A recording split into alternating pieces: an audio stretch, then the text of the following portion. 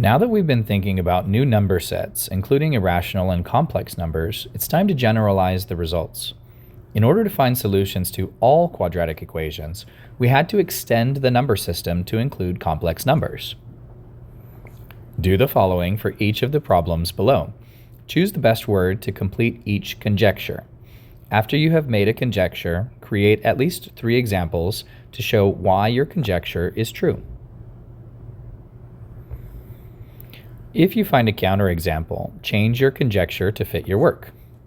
Conjecture number 1. The sum of 2 integers is always, sometimes, or never an integer. Well, let's think about a number line.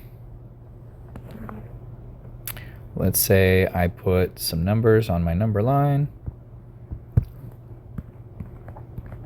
2, 3, -1, -2, -3.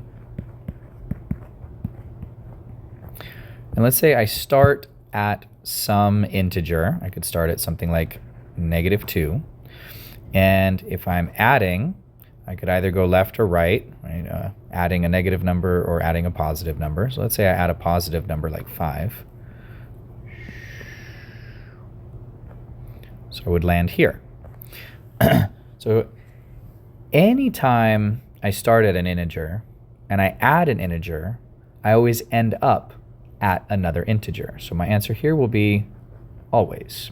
Some examples of this would be something like -2 plus 3, or it's plus 5. -2 plus 5 equals 3.